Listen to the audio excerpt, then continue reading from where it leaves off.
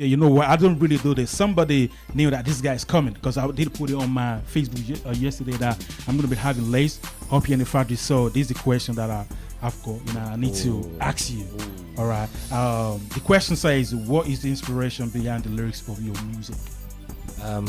I'd say reality. Reality. I'd say excitement. Too. Yeah. I'd say inspiration to other people. You understand? Because like I said, it's kind of hard to get music that's inspiring. You know, even when you want to do something, you need a head start. All right. You know, and the only times I get it is when maybe Jay-Z released an album, 50 Cent released an album and stuff. Like, you have to cop that so that you can see what time it is, you know, in terms of flow, in terms of lyrics, in terms of, so I decided, like, okay, as an artist, I'm gonna have an album out there that's gonna inspire other artists. To raise, first of all, to create good music, and then to raising the level of competition would inevitably create good music for everybody. So, that's the page we're on with that one. Man, shit, this question's so long, and then I'm going to read out to you. Okay, the African music industry has blossomed in the last few years. Yeah. And has that popularity transferred to record sales? No, because record sales is down worldwide, not just in the African market, because of various means to obtain music, you know, via the internet and all that leak and stuff like that. Now, it won't transpire to the African market. Is one where there's now new ways to sell your music, and you have to really put the work into the song so that when it leaks, however way it gets to the market, you could get the money back of shows and endorsements and stuff. Because if the streets want to see you, it's the same result at the end of the day. If you sell 1 million CDs, that means these days now you may not sell up to 1 million CDs, but you will sell more than the people. You know, and not however means you're selling, and then you get the rest money from shows. You can get more money off shows now. I think that. So what do you think is causing the lower sales of records now for the market? Wow. Because artists don't really depend on sales no more. All they depend on the show. I know. The problem is, like, realistically, I think 50% of customers have become artists over the last 4 or 5 years, you know, and whether or not they real talk, man, real talk. I know where you're coming from. So whether or not they're putting out good music, consumers, yes, you the understand. artists themselves. Thank you. And that creates a block. That creates a block within themselves mentally. Yeah. They don't want to go back to the stage of being a consumer anymore. It looks as if they failed, you know. But in reality, you cannot stop them. You can only let as much people put out music as possible, and in natural course, they will fall back to consumer stage, you know, and stuff. That's why I think, like right now, record sales in itself is not up, because everybody's thinking, even like literally like, white voices everywhere shutting their own CDs, you know. You see them on Wood Green High Street, you see them everywhere, they're hustling. They tell you, and they come from all sides of outside of London. They've come to sell it's the same thing as Nigeria, where everybody comes from all parts of Africa and try to use it as a hub. Exactly. That accounts for me. That tells me why every household, I think 1 in 2 households have somebody that do music. The people that are supposed to be consuming the record, you know what I'm saying? you know what's funny is, like, that's so true.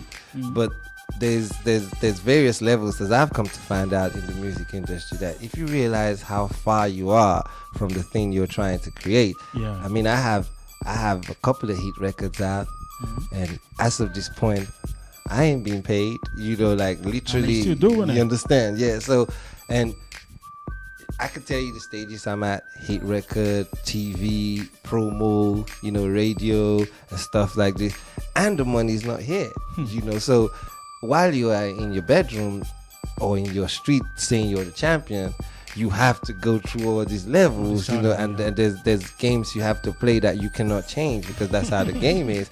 And then if you're able to get through all these things and get to your destination and prove yourself, I think you're cool. I think you are who you say you are at that point. I mean, nice work. Moving on to the Nigerian sound. We've got our own sound right now. Now, some people are doing hip hop, real hip hop, New York hip hop, and some people are doing Afrobeat, or which they call Afro hip hop. And there's another way of putting Nigerian music now. It's like a shy music. Yeah. I'm saying swagger music. So, which one are you doing? I say, no matter how you slice it, good music is good music. Yes, sir. And from a Nigerian perspective, I give them an extra level of cleverness. All right. Because they know how to appreciate all sorts of music. What I won't do is, I won't say this particular type of music is Shayo music, for example. So I won't compare it with this from America, because good music just stands out as good music. Exactly. And what I'm trying to do is just really do good music. So if a Shayo producer came, or if an Afrobeat producer came, or anybody producer came and say, hey, I want to work with you, I can guarantee you I'll do my best. So you're ready to work with I think everybody. it's going to be, because we have to make a good song. It doesn't matter what you're trying, what genre, it doesn't classify in terms of genres, it classifies in terms of good song. Oh man, that's right. That's what I meant. You came back from Nigeria this year. Yeah. And you're going back again. Yes. So what's the state right now?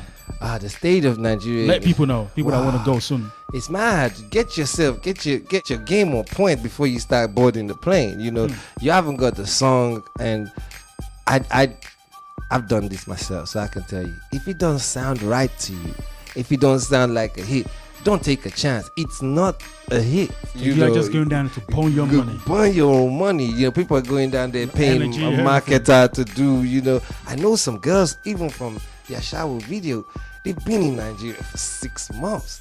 And they're still there. They're still there. What do I do? What are they doing there? Man, if I tell you I know what they're doing, I'd be crazy. Promo what? Promo what? Because the Nigerian industry is one where, if you're Nigerian, you understand. It's a give and take from the get-go.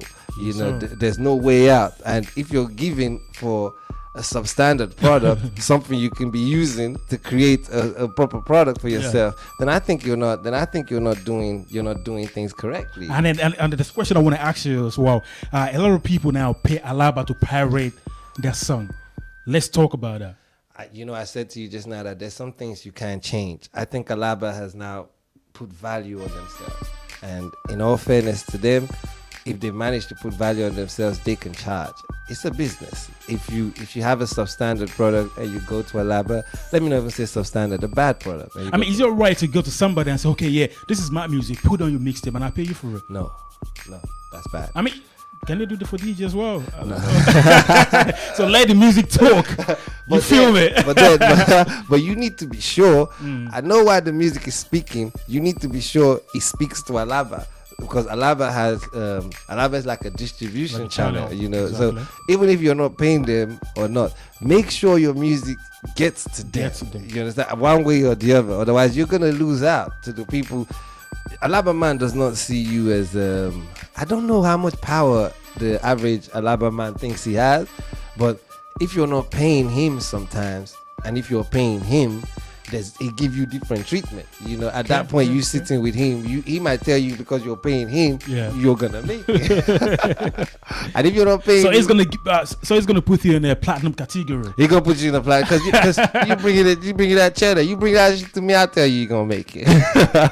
You bring it, but if not literally, but okay. I'll be honest with you. It's just the music. If you're about the music, if you can do the music, like we got a lot of plans. Like for now, I have to make sure I get through that door, then I can come out and we got so many people in the background that want to come out via my main records, and we'll make that happen. But first, let's get through this hard work. Okay, so during this journey of doing Nigerian music or music in general, what did you face? What are challenges did you encounter? People, there's a lot of fickle people, and there's a lot of not so good people that you think everybody don't share the same dream, but in entertainment everybody seems to think they share the same dream, and people are ready to achieve their dreams by any means necessary. And if it means trying to use you, you know, even if they were your brother or your friend or whatever, they were your business partner, they will do that. And that will take you back, you know, that will take you back. And that would, apparently that's supposed to take them forward, but that won't take both of you anywhere.